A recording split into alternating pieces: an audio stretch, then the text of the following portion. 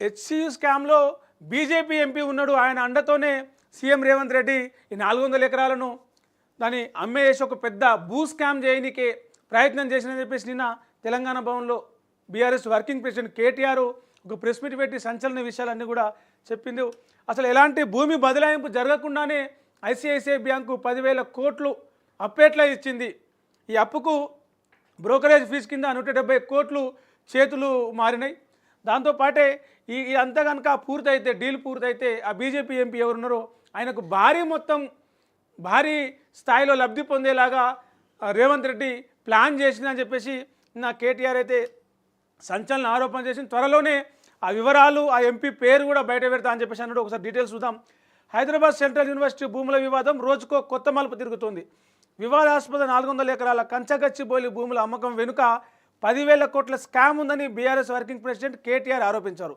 ఈ మొత్తం వ్యవహారం వెనుక సీఎం రేవంత్కు ఓ బీజేపీ ఎంపీ అండదండలు అందించారని సంచలన వ్యాఖ్యలు చేశారు. ఈ విషయమై ఆయన తెలంగాణ భవన్లో మాట్లాడారు.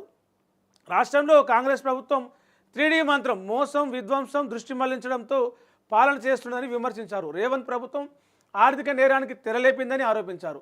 కాంగ్రెస్ ప్రభుత్వంలో భారీ కుంభకోణాలు జరుగుతున్నాయన్నారు. కంచగచ్చిబౌలిలో జరిగిన పర్యావరణ విధ్వంసాన్ని చూసి దేశం మొత్తం విస్తుపోయిందన్నారు. ఆ 400 ఎకరాలు అటవీ భూమేనని సుప్రీంకోర్టు తీర్పుల ఆధారంగా ఆ విషయాన్ని చెప్తున్నా అని చెప్పేసి నిన్న ఆయన మాట్లాడాడు. హెచ్సియు భూముల వెనుక 10,000 కోట్ల ఆర్థిక కుంభకోణం ఉందన్నారు. ఈ కుంభకోణానికి కర్త కర్మక్రియ సీఎం రేవంత్ రెడ్డేనని కేటీఆర్ ఆరోపించారు.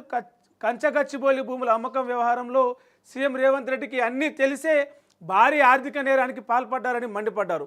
400 ఎకరాల భూముల వివాదంతో దేశం మొత్తం తెలంగాణ వైపు చూస్తుందన్నారు. ఒక బీజేపీ ఎంపీ సహకారంతో రేవంత్ ఈ స్కామ్ చేస్తున్నారని కేటీఆర్ ఆరోపించారు. ఈ వ్యవహారంలో ట్రస్ట్ అడ్వైజర్స్ ఇన్వెస్ట్మెంట్ అనే కంపెనీ రేవంత్ రెడ్డికి బ్రోకరేజం చేసిందన్నారు. ఇందుకు సదరు కంపెనీకి 170 కోట్లు ఈ ఏదైతే 10,000 కోట్ల దానికి సంబంధించి ఆ భూమి 400 ఎకరాల భూమి మీద తీసుకుని దానికి బ్రోకరేజం చేసినందుకు 170 కోట్లు లంచం ఇచ్చారన్నారు. సుప్రీంకోర్టు తీర్పులు ఆర్బీఐ గైడ్ లైన్స్ను తుంగలో తొక్కారని కేటీఆర్ అన్నారు. రేవంత్ రెడ్డి ప్రభుత్వం అటవీ భూమిని తాకట్టు పెట్టిందన్నారు. అటవీ భూమిని తాకట్టు పెట్టడం అమ్మే అధికారం ప్రభుత్వానికి లేదు. వాల్టా ఫారెస్ట్ చట్టాలను కాంగ్రెస్ ప్రభుత్వం ఉల్లంఘించింది. 400 ఎకరాల భూముల అమ్మకానికి గాను బీజేపీ ఎంపీ సారథ్యంలోనే బ్రోకరేజ్ కంపెనీ తీసుకొచ్చారు. ఆ ఎంపీకి రేవంత్ అయాచిత లబ్ధి చేకూరుస్తున్నారు. త్వరలోనే ఆ బీజేపీ ఎంపీ ఎవరో చెప్తాను. ఈ వ్యవహారంపై కేంద్ర దర్యాప్తు సంస్థలకు లేఖ రాస్తున్నాం.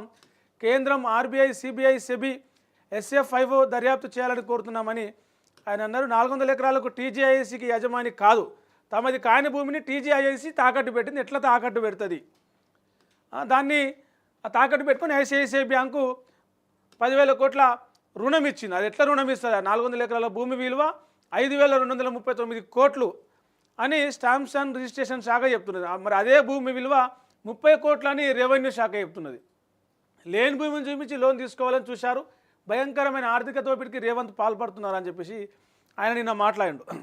స్టాంప్స్ అండ్ రిజిస్ట్రేషన్ శాఖనేమో 5,000 కోట్లే దాని ల్యాండ్ వాల్యూ అని చెప్తే రెవెన్యూ శాఖనేమో 30,000 కోట్లు అని చెప్తుంది. ప్రభుత్వం ఏమో దానికి టీజీఐఎస్సి పేరు చెప్పి ఐసిఐసిఐ బ్యాంకులో 10,000 కోట్ల రుణం తెచ్చుకుంటుంది. అంటే ఈ 3 రకాలుగా చూస్తే సీఎం రేవంత్ రెడ్డి చాలా పక్కా ప్లాన్ ప్రకారము ఈ భూ స్కామ్ చేసిండు. 10,000 కోట్ల భారీ ఆర్థిక మోసం చేసిండు. దీనికి మొత్తానికి ఒక బీజేపీ ఎంపీ సహకరించిండు. ఆ లోను 10,000 కోట్ల లోను శాంక్షన్ కావడానికి కావచ్చు. ఈ భూములను ఎలాంటి గిత్రాలు లేకుండా బ్యాంకు లోన్ ఇస్తేందుకు మధ్యలో ఏదైతే బ్రోకరేజం చేసిన ఒక కంపెనీ ఏదైతే ఉందో అదంతా దాన్ని నడిపించింది బీజేపీ ఎంపీ అని చెప్పేసి నిన్న కేటీఆర్ ఆరోపిస్తూ తెలంగాణ భవన్లో సంచలన విషయాలు బయటపెట్టి నా ఎంపీ పేరు కూడా త్వరలోనే బయటకు వస్తుంది. త్వరలోనే ఆ ఎంపీ పేరు డీటెయిల్స్ ఆధారాలతో సహా పెడతా అని చెప్పేసి చెప్పి ఇదే ఫోటో. మరి